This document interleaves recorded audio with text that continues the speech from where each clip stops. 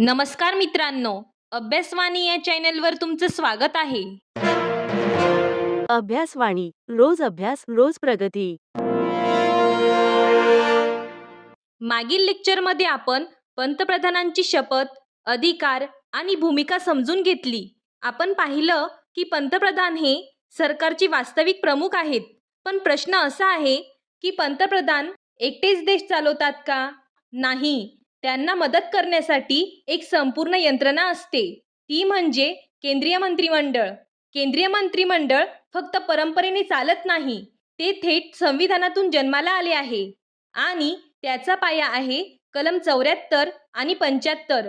कलम 74 नुसार राष्ट्रपतींना त्यांच्या कार्याच्या पालनासाठी मदत व सल्ला देण्यासाठी मंत्रिपरिषद असेल.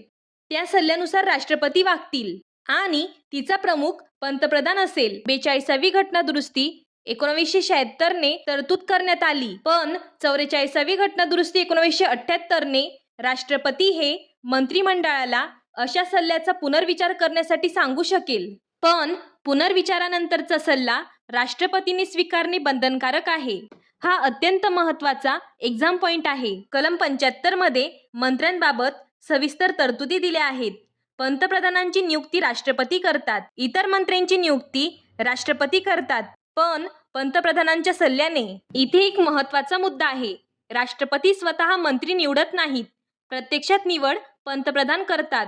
राष्ट्रपती फक्त औपचारिक नियुक्ती करतात. म्हणजे मंत्री कसे येतात हे समजलं.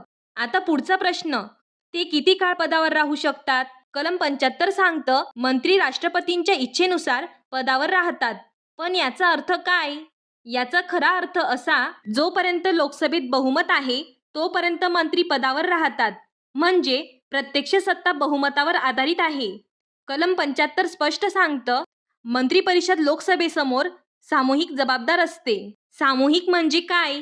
एक मंत्री चूक करतो तरी संपूर्ण मंत्रिमंडळ जबाबदार धरलं जातं. लोकसभेत अविश्वास ठराव पास झाला तर संपूर्ण मंत्रिमंडळाला राजीनामा द्यावा लागतो. ही कन्सेप्ट परीक्षेच्या दृष्टीने महत्त्वाची आहे.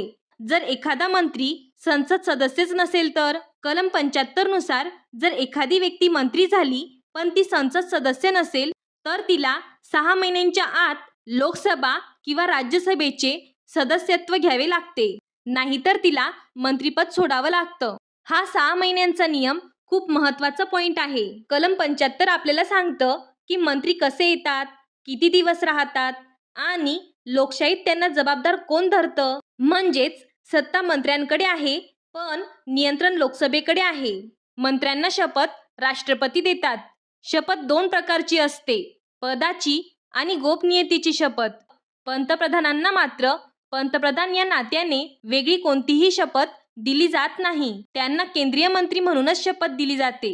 ही शपथ 3ऱ्या अनुसूचीमध्ये दिलेली आहे. जोपर्यंत संसद कायदा करत नाही तोपर्यंत 2ऱ्या अनुसूचीप्रमाणे वेतन दिलं जातं. हा प्रश्न थेट परीक्षेत विचारला जातो. भारतात राष्ट्रपती हे संविधानिक प्रमुख आहेत, पण देश चालतो मंत्रिमंडळाच्या सल्ल्याने. घटना दुरुस्ती, न्यायालयीन निर्णय आणि संसदीय परंपरा हे तिन्ही मिळून भारतीय लोकशाहीची रचना मजबूत होते. आपण पाहिलं की पंतप्रधान हे मंत्रिमंडळाचे प्रमुख आहेत. पण मंत्रिमंडळ म्हणजे नेमकं कोण? ते किती लोकांचं असतं आणि त्यात सगळ्यांचे अधिकार सारखे असतात का? याचं उत्तर मिळतं मंत्रिमंडळाच्या रचनेत. संविधानाच्या कलम 74 आणि 75 मध्ये मंत्रिपरिषदेची तरतूद आहे. मात्र संविधानात मंत्र्यांचे प्रकार स्पष्टपणे नमूद केलेले नाहीत. ते संसदीय परंपरेतून विकसित झाले आहेत. हा खूप महत्त्वाचा एक्झाम पॉइंट आहे. केंद्रीय मंत्रिमंडळात साधारणपणे 3 प्रकारचे मंत्री असतात. पहिले, कॅबिनेट मंत्री. हे वरिष्ठ आणि महत्त्वाचे मंत्री असतात.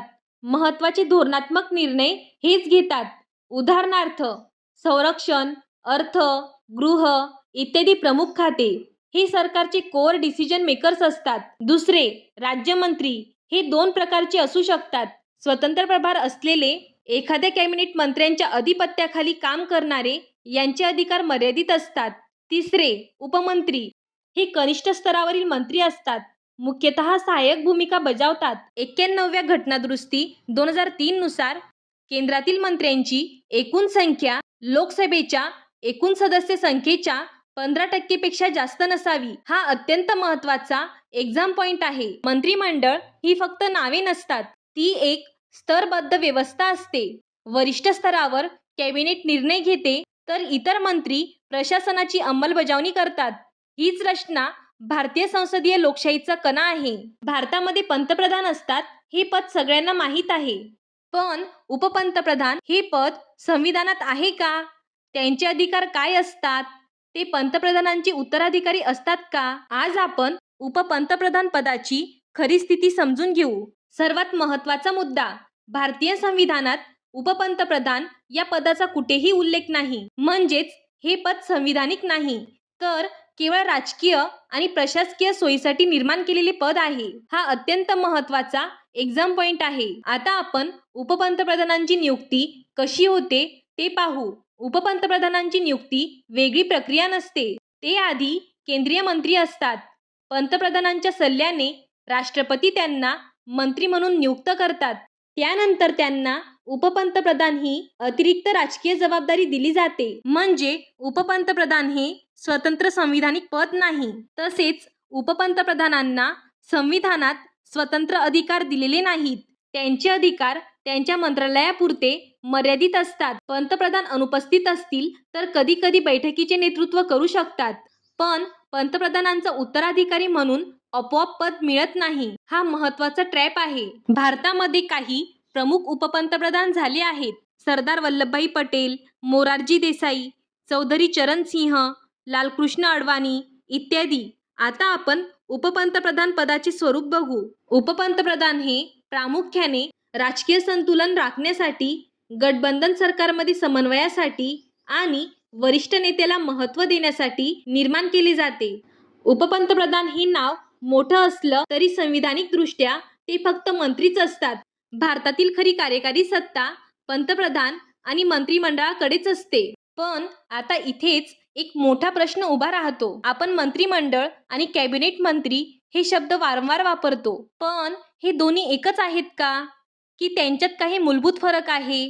पुढच्या लेक्चरमध्ये आपण पाहणार आहोत मंत्रिमंडळ म्हणजे काय, कॅबिनेट मंत्री म्हणजे कोण आणि खरे निर्णय नेमके कोण घेतात. हा फरक समजला नाही तर एक्झाममध्ये नक्की ट्रॅप लागतो. म्हणून पुढचं लेक्चर चुकवू नका, कारण तिथेच क्लिअर होणार आहे सरकारचा खरा पॉवर सेंटर कोण आहे. हा व्हिडिओ उपयुक्त वाटला असेल तर चॅनलला लाईक, शेअर आणि सबस्क्राईब करा. अभ्यासवाणी म्हणजे कन्सेप्ट बेस्ड लर्निंग. थँक्यू. अभ्यासवाणी, रोज अभ्यास रोज प्रगती.